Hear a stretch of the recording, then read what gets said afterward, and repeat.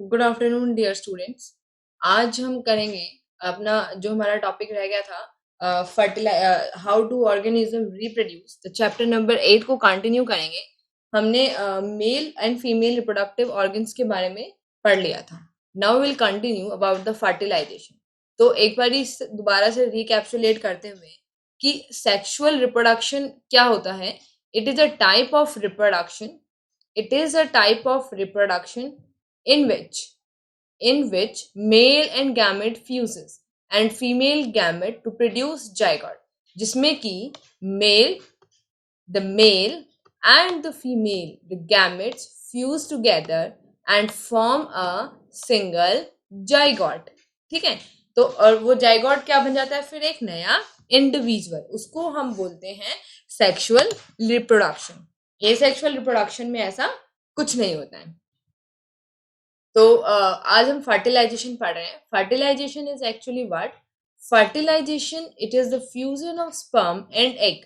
Fusion of sperm and egg means that when the egg is fused, जब egg जो है वो sperm के साथ fuse होता है तो उसको हम बोलते हैं fertilization। During fertilization के टाइम पे the sperm induced change करता है। किस में चेंज करता है? जो हमारे ओवम की जो लेयर है, आउटर मोस्ट लेयर है, ताकि और एडिशनल स्पर्म एंटर ना कर सके और एक टाइम पर ओवम को एक ही स्पर्म जो है फर्टिलाइज कर सके। ठीक है, so this is the all the process of the fertilization. The secretion of acrosome help the sperm enters. जो हमने स्ट्रक्चर पढ़ा था स्पर्म का, ये स्पर्म का स्ट्रक्चर देखा था हमने। इसका जो ऊपर वाला जो लेयर था वो क्या था? एक्रोसोम। That is acrosome. वो क्या थी? वो था एक्रोसोम। ठीक है, वो एक्रोसोम हेल्प करता है किस चीज में? ताकि वो एग के साथ ये स्पर्म जो है ये फ्यूज कर सके। आगे हम डायग्राम में इसको देखेंगे। ठीक है, और फिर हमारे एग के अंदर मियोसिस स्टार्ट हो जाता है और फिर एक पोलर बॉडी और एक एग बनता है। तो उस एग के साथ स्पर्म फ्यूज होने के बाद हमारे पास एक जाइगोट बनता है। जो जाइगोट के अंदर दोबारा से 46 क्रोमोसोम आ जाते हैं, क्योंकि गैमेट्स के अंदर हमारे 23 एंड 23 क्रोमोसोम होते हैं। ये हमने बहुत डिटेल में अच्छे से हमने पढ़ा था जब हमने देखा था कि यहाँ पर क्या है, there is a one chromosome, pair में से एक क्रोमोसोम है, मतलब 23 क्रोमोसोम है, और यहाँ पर भी 23 क्रोमोसोम है। जब ये फ्यूज हो गए तो क्या हो गया? हमारे पास दोबारा से एक डिप्लॉयड जाइगोट आ गया। तो ये क्या है? 46 chromosome. Okay, now this what happens. Million of sperm travel upward and reach oviduct where one ovum is present. ठीक है, at the time of intercourse through the vagina, through the cervix into the uterus, uterus के अंदर millions of sperm enter करते हैं और egg की तरफ, जो कि fallopian tube में present होता है, उसकी तरफ बढ़ते जाते हैं। ठीक है, और फिर उसके बाद क्या होता है? The sperm fuses the ovum and finally जब एक किसी जो सबसे पहला जो sperm है उसको जब egg मिल जाता है, वो finally उसके साथ इस तरह से फ्यूज करते हुए और अपने न्यूक्लियस को egg के अंदर डाल देता है। ठीक है, ये एक ही sperm है जो कि आगे आगे बढ़ता हुआ इसको अपने न्यूक्लियस को egg के अंदर डाल रहा है। The acrosome of sperm produce enzyme। जो इसका ये एक्रोसोम है ये एंजाइम प्रोड्यूस करता है, जो धीरे धीरे एग की, ये जो लेयर हम सर्कल में देख रहे हैं ये लेयर एग की है। ठीक है, इन एग को एक तरह से तोड़ता है, खदेड़ता हुआ मतलब आगे जाता है और इन लेयर को पार करते हुए अपने न्यूक्लियस को साइटोप्लाज्म के अंदर डाल देता है, एग के साइटोप्लाज्म के अंदर डाल देता है। क्योंकि जो एग है उसके बाहर एक जेली कोट बना होता है, ताकि ऐसे ही रैंडमली कितने भी स्पर्म आके फ्यूज ना हो जाए, क्योंकि there is million of sperm enter through the vagina and enter into the uterus. Million of sperm enter करते हैं at the time of intercourse, लेकिन एग के साथ एक ही को फ्यूज होना है, तो वो सब मेंटेन रखने के लिए एग को अपने चारों तरफ एक कोट बना के रखना पड़ता है। फॉर्मेशन ऑफ जाइगोट, और फिर क्या होता है? When this acrosome and this mature egg will fuse. जब ये दोनों फ्यूज हो जाते हैं और फ्यूज होने के बाद क्या बनाते हैं, एक फर्टिलाइज एग। एग क्या हो गया, फर्टिलाइज, क्योंकि उसको स्पर्म मिल गया। फर्टिलाइजेशन के बाद वो क्या बना देगा, it will form a zygote, जिसके पास 46 क्रोमोसोम है। During fertilization the chromosome from sperm and egg, egg और स्पर्म, फर्टिलाइजेशन का मेन मोटो क्या था कि जो स्पर्म और एग है वो यूनाइट हो गए, गिव द फर्टिलाइज एग, और एक फर्टिलाइज एग दिया जिसको हम जाइगोट बोलते हैं, और उसके अंदर टोटल 46 क्रोमोसोम होंगे। इन केस ऑफ द ह्यूमन, हम ह्यूमन की बात कर रहे हैं, हम यहाँ पर ह्यूमन रिप्रोडक्शन की बात कर रहे हैं, ठीक है। Nuclei of sperm and egg fuse to form a single nucleus, ठीक है, एक सिंगल न्यूक्लियस बना देंगे जो हमारी बॉडी के अंदर हर सेल के अंदर प्रेजेंट होते हैं, ठीक है। And zygote develop into the embryo, फिर जो जाइगोट है get implanted in the lining of uterus, जो यूट्रस की जो लाइनिंग थी वहां पर आके एग इम्प्लांट हो जाएगा, एंड देन स्टार्ट डिवाइडिंग, और फिर जैसे हमारे पास क्या था, एक एक जाइगोट था, उससे फिर 2 सेल बन गए, 2 से फिर हमारे पास 4 सेल बन गए, 4 से हमारे पास फिर 8 सेल बन गए। तो इस तरह से वो डिवाइड होता हुआ मास ऑफ सेल बना देगा। क्या बना देगा, मास ऑफ सेल, ठीक है। देखो पहले यहाँ पे फर्टिलाइजेशन हुआ, फिर जाइगोट बना, और फिर एम्ब्रियो बन गया, मास ऑफ सेल।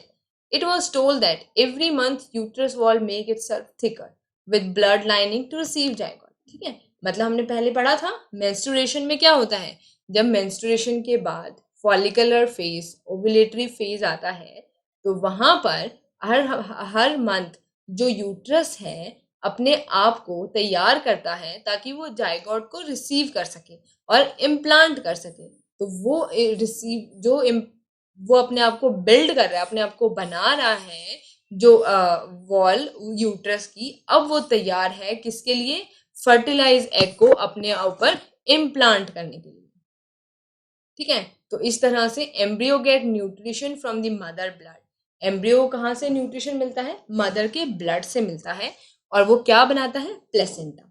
इसमें क्या देखेंगे हम कि वो डायरेक्टली ऐसा नहीं होता कि यहाँ बहुत सारा ब्लड है और उस ब्लड के अंदर कहीं पे जाइगोट है, नहीं, ऐसा नहीं होता। जाइगोट की अपनी, मतलब इस एम्ब्रियो की अपनी ब्लड वेसल्स हैं इस तरह से, और मदर की अपनी ब्लड वेसल्स हैं जो साथ साथ रहती हैं, ठीक है। जैसे कि हमने लंग्स में पढ़ा था, लंग्स के अंदर क्या देखा था हमने, ये हमारी एल्वियोलाई थी, और एल्वियोलाई के ऊपर लिपटी हुई थी बहुत सारी कैपिलरी।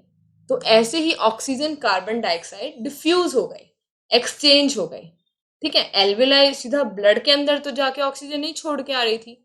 इसी तरह जो मदर है उससे जो फीटस है उसको भी ऐसे ही डिफ्यूजन के थ्रू सारी चीजें मिलेंगी कि उसके ब्लड वेसल से पास होके, मदर के ब्लड वेसल से पास होके, और फीटस के ब्लड वेसल्स के थ्रू पास होके, जैसे ये है हमारा मदर का ब्लड का वेसल, और इसके साथ से जा रही है फीटस की ब्लड वेसल। यहाँ पर ऑक्सीजन है, वो ऑक्सीजन यहाँ डिफ्यूज हो जाएगा, यहाँ कार्बन डाइऑक्साइड है, वो मदर के पास आ जाएगा क्योंकि मदर ही उसको बाहर निकालेगी, और कार्बन डाइऑक्साइड यहाँ डिफ्यूज हो जाएगा। ये मदर की है, ये बेबी की है।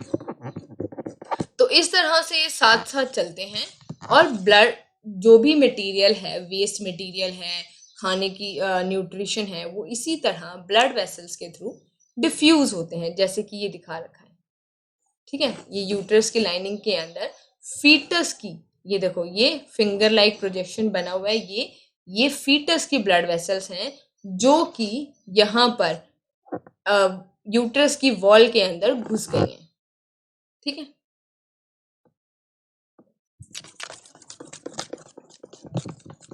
तो placenta is a special tissue जहां पर कि मदर्स यूट्रस का स्पेशल टिश्यू है जहां पर it connect the embryo to the uterus through villi, ठीक है। इस तरह से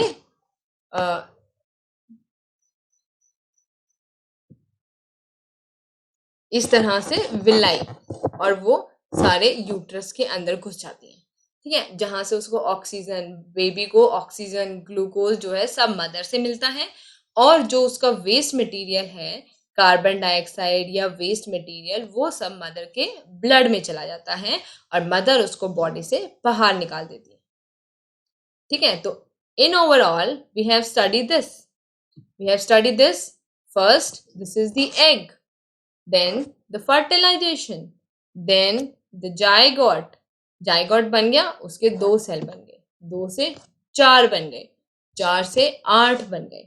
ठीक है, और फिर वो धीरे धीरे यहाँ से ट्रेवल करता हुआ यूट्रस में इम्प्लांट हो गया और एक पूरा जाइगोट, एक एम्ब्रियो के फॉर्म में यहाँ पर लग गया। ठीक है, तो that we did. And the one of the important thing हमने पढ़ी, fertilization and passage of growing embryo through fallopian tube. Fertilization कहाँ हुआ है? फेलोपियन ट्यूब में, ओवी डक्ट में। Foetus of other developing embryo, अब जो एम्ब्रियो है वो धीरे धीरे यूट्रस के अंदर डेवलप होगा, उसके हर body part, head, hand, leg, eyes, ear, ठीक है, और उसको हम क्या बोलेंगे? फीटस। ठीक है, देखो ये प्लेसेंटा है, इसके साथ ये बेबी की जुड़ी हुई है, ये सारी की सारा ब्लड जो है इसमें से ही आता है बेबी के पास, और उसके न्यूट्रिशंस भी यहीं से आते हैं, और ये है प्लेसेंटा, मदर का प्लेसेंटा। और जब तक वो प्लेसेंटा के साथ अटैच रहेगा उसको हम बोलेंगे फीटस। क्या बोलेंगे? फीटस। इट कंटेन 9 months, ठीक है, अप्रोक्सीमेटली टू ग्रो। एक ह्यूमन फीटस को ग्रो, प्रॉपर ग्रोथ के लिए कितने मंथ लगते हैं? 9 month, प्रॉपर अपनी पूरी ग्रोथ करने के लिए। नाउ नेक्स्ट टॉपिक इज, अब ये हमारा पूरा हो गया फर्टिलाइजेशन। ठीक है, now up to the foetus development, and after the 9 month the baby will get delivered. ठीक है, अब आता है reproductive health, that is also equally important. पर रिप्रोडक्टिव हेल्थ के लिए हमें न्यूट्रिशन हमारा अच्छा होना चाहिए, पर्सनल हाइजीन होने चाहिए, फिजिकल एक्सरसाइज अच्छे से करनी चाहिए, ड्रग्स नहीं लेनी चाहिए हैं। एडोलसेंस प्रेगनेंसी, 18 ईयर्स से पहले प्रेगनेंसी इज स्टॉप, वो स्टॉप हो जानी चाहिए। जो सेक्स है वो सेफली करना चाहिए। ये हमारे रिप्रोडक्टिव हेल्थ को अच्छा रखने की सारी प्रॉपर जरूरतें हैं। Now, adolescents need proper balanced diet. Girls need more calcium and iron क्योंकि उनका blood loss होता है हर month. So that they need more calcium and iron. तो प्रॉपर हमें एडोलसेंस को प्रॉपर एक डाइट लेनी चाहिए क्योंकि उनकी रिप्रोडक्टिव हेल्थ जो है वो डेवलप हो रही है and it is developing. Personal hygiene मतलब प्रॉपर क्लीनलीनेस करनी चाहिए। अगर हम प्रॉपर क्लीनलीनेस नहीं करेंगे with water, with the soap, when we use toilets and we go to the washroom regularly and we are using dirty towels, so it will leads to the infection in our genital area। जो हमारा genital area है वो भी हमारे जो और organs हैं उनकी जैसे ही बहुत डेलिकेट होता है and it will leads to the easily catched by the infection। उसको easily मतलब इन्फेक्शन कैच कर सकते हैं, बैक्टीरिया और फंगस वहाँ पर easily ग्रो कर सकते हैं अगर हम उसको प्रॉपरली अपने जेनिटल एरिया को क्लीन नहीं रखेंगे। Physical exercise is also important because it's a growth period for making the bones strong and mind healthy। क्योंकि एडोलसेंस के टाइम पर, at the time of puberty, there is lot of hormonal imbalance जो होता है हमारी body के अंदर, तो उसको मेंटेन रखने के लिए हमें फिजिकल एक्सरसाइज रखनी चाहिए और एक हेल्दी खाना खाना चाहिए। Now the contraceptive method, or we can say these are the birth control method। ठीक है, बर्थ कंट्रोल मेथड जो है उनके टाइप्स हैं, जैसे कि हम कॉन्डोम यूज कर सकते हैं, changing hormonal balance tablets use कर सकते हैं, यूजिंग कॉपर टी, वासा डिफरेंसा जिसके थ्रू जो स्पर्म है वो एपिडिडाइमस से यूरेटर में जाता है, उसको हम ब्लॉक करवा सकते हैं, फेलोपियन ट्यूब को ब्लॉक करवा सकते हैं ताकि एग पास ना हो, या फिर abortion. If pregnancy will take place then we will go for abortion. तो use condom for both male and female के लिए कॉन्डम आती हैं। The covering worn in vagina can serve this purpose, मतलब पेनिस और विजाइना को cover करके we can use for it safe sex. Changing hormonal balance, tablet ली जा सकती हैं टू अवॉइड द प्रेगनेंसी और birth control method. This is a physical method, the condom is a physical barrier, क्योंकि it's a thing जो कि हम अपने जेनाइटल एरिया को कवर करने के लिए लगाते हैं। Hormonal balance is a chemical method too, but it have the side effect too, क्योंकि केमिकल्स टैबलेट्स के साइड इफेक्ट भी रहते हैं। यूजिंग कॉपर टी को हम प्लेस कर सकते हैं टू प्रिवेंट द यूट्रस में इस तरह से प्लेस कर सकते हैं जिससे फैलोपियन ट्यूब जो है वो थोड़े टाइम के लिए ब्लॉक हो जाती है and sperm can not enters into the uterus. So may cause side effect if irritation, अगर यूट्रस में इरिटेशन हो गई कॉपर टी की वजह से, then it will be not done. ठीक है, it does not give protection from sexually transmitted disease. जो सेक्सुअली ट्रांसमिटेड डिजीज हैं उनसे हमें कोई प्रोटेक्शन नहीं मिलती है if you are using copper T, but in case of condom that also be safe to avoid sexually, that also वो prevent करती हैं sexually transmitted disease को। blocking vasa deferentia, मतलब sperm will not get pass, यहाँ से इसको क्या कर देते हैं, ब्लॉक कर देते हैं, इसको कट कर देते हैं या इसको मतलब नॉट लगा देते हैं। ठीक है, तो उस पे ये सर्जिकल मेथड है। Vasectomy is a surgical method, so it may cause infection and other problem अगर उसको अच्छे से नहीं परफॉर्म किया गया, rather it is very safe. अगर हम फेलोपियन ट्यूब को भी कट कर दें या उस पर नॉट लगा दें या उस पर बैंड बांध दें, तो जो हमारा एग है वो फेलोपियन ट्यूब से पास नहीं करेगा और प्रेगनेंसी नहीं होगी। It will not reach to the uterus and sperm also not reach up to the egg. ठीक है, so it may cause infection also, another problem if not performed properly, and it is not protect, ये हमें protect नहीं करता sexually transmitted disease के against। ठीक है, like HIV and AIDS। abortion is also there if unwanted pregnancy हो गई है तो, but people's mainly misuse abortion for the female feticide। ठीक है, फीमेल फिटिसाइड के लिए इसको यूज किया जाता है कि अगर पता लगा कि फीमेल है, हमारे फीटस जो डेवलपिंग फीटस अगर फीमेल है तो लोग एबॉर्शन करवा लेते हैं। So that is the female foeticide is one of the जो हमारे समाज का एक बहुत ज्यादा खराब हिस्सा है। ठीक है, तो prenatal sex determination and foeticide, मतलब सेक्स का पहले पता करना कि क्या सेक्स है फीटस का, और अगर पता लगने के बाद फीटिसाइड मतलब फीटस को मरवा देना, इज प्रोहिबिटेड बाय लॉ। ये लॉ ने इस पे बिल्कुल बैन लगाया हुआ है। अगर ऐसा करते हुए लोग मिलते हैं तो they have to give fine also, और उनको जेल भी होती है। तो इट इज अ टेररिज्म। ठीक है, because they are causing a murder too, because the foetus के पास हार्ट बीट होती है and they are going to be a murderer. It all depend on which end of knife you are on। ठीक है, we are on a knife because we are putting and cut someone's heartbeat। किसी की heart beat को रोकना is a kind of murder। Reason for adopting various contraceptive method की जरूरत क्या है? Female may not has sexual maturity. कई बार क्या होता है, सेक्सुअल मेच्योरिटी नहीं होती और फिर भी उनको बहुत सारे सेक्सुअल एक्ट परफॉर्म करने पड़ जाते हैं, जिसकी वजह से कॉन्ट्रासेप्टिव मेथड की को यूज करते हैं। ठीक है, HIV एड्स जो सेक्स वर्कर्स हैं उनको HIV एड्स ना हो, इसीलिए वो कॉन्ट्रासेप्टिव मेथड्स को यूज करते हैं। एजुकेशन और अनप्लान्ड फैमिली कंस्ट्रक्शन को अवॉइड करने के लिए ये फैमिली प्लानिंग मेथड यूज किए गए हैं ताकि पॉपुलेशन पे कंट्रोल पाया जा सके। ठीक है, जो rate of population destroying social, increasing rate of population, sorry ये पॉपुलेशन है, it's not pollution, it is population. Its population destroying the social balance. Population ज़्यादा होने की वजह से सोशल बैलेंस जो है वो सोसाइटी में डिस्ट्रॉय हो रहा है। Now, these all are the contraceptive method. Now, what happened in the sexual transmitted disease? Sexually transmitted disease कौन सी होती हैं?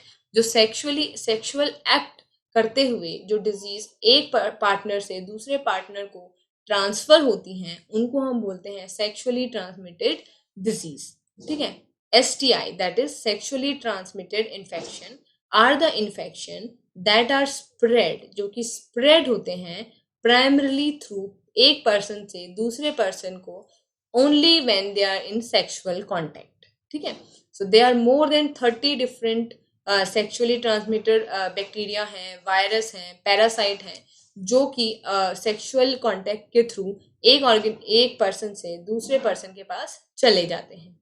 ठीक है, सेवरल इनमें से जैसे HIV है, साइफिल है, can also be transmitted mother से। अगर मदर को HIV या साइफिल है तो चाइल्ड को भी होने के बहुत ज़्यादा चांस रह सकते हैं थ्रू ब्लड। अगर कोई ब्लड की कोई चीज़ गई है या कोई टिश्यू बाय चांस बेबी के टच में आ गया है या ब्लड अगर बेबी के टच में आ गया है तो it will happens at the time of birth और ड्यूरिंग द प्रेगनेंसी के टाइम पे भी ये बेबी को लग सकती हैं बीमारियां, और चाइल्ड बर्थ मतलब उसकी डिलीवरी बर्थ के टाइम पर भी उसको लग सकती हैं।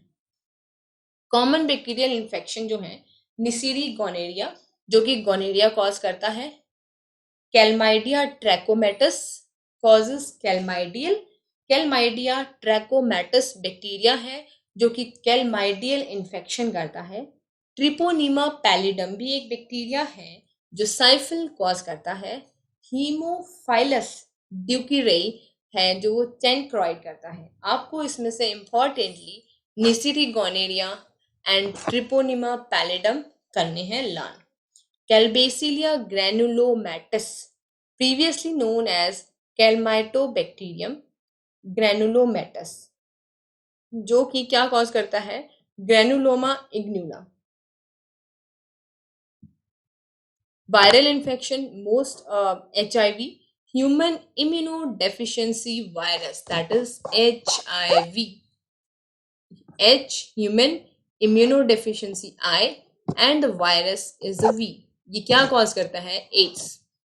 Herpes simplex virus genital herpes cause करता है। ह्यूमन पेपिलोमा वायरस क्या कॉज करता है जेनाइटल वॉट, और वुमेन्स में सर्वाइकल कैंसर भी कॉज करता है। हेपेटाइटिस बी भी कैंसर कॉज करता है लीवर में। साइटोमेगलो वायरस जो है वो बहुत ज़्यादा इन्फेक्टेड होता है क्योंकि वो ब्रेन आई हर जगह इन्फेक्शन कॉज कर देता है। ट्राइकोमोनास वेजिनाइलिस ये एक पैरासाइट है, जैसे कि मलेरिया का पैरासाइट होता है उसी तरह ये वेजाइनल ट्राइकोमोनियसिस कॉज करता है। कैंडिडा एल्बिकेंस कॉज करता है वल्वो वेजाइनिटिस इन वुमेन और पेनिस में इन्फ्लेशन, और उसकी जो फोर स्किन होती है, ये जो पेनिस है इसके बाहर एक लूज स्किन होती है। ठीक है, इस लूज स्किन में इन्फेक्शन कॉज करता है कैंडिडा एल्बिकेंस। ठीक है, so these are some sexually transmitted disease. आपको सिर्फ इनके नेम याद करने हैं और व्हाट ऑर्गेनिज्म कॉज दिस, और कौन सा ऑर्गेनिज्म इसको कॉज करता है। ठीक है, not more you have to learn about it. Okay, so अब आपका जो रिप्रोडक्शन वाला चैप्टर है it almost completed and everything is mentioned in my slides। ठीक है, everything you do not have to cram every lots of things from your book। सिर्फ आप इन्हीं फ्लो चार्ट्स को और इन्हीं डेफिनेशन को आप लर्न कीजिए प्रॉपरली। Okay, thank you.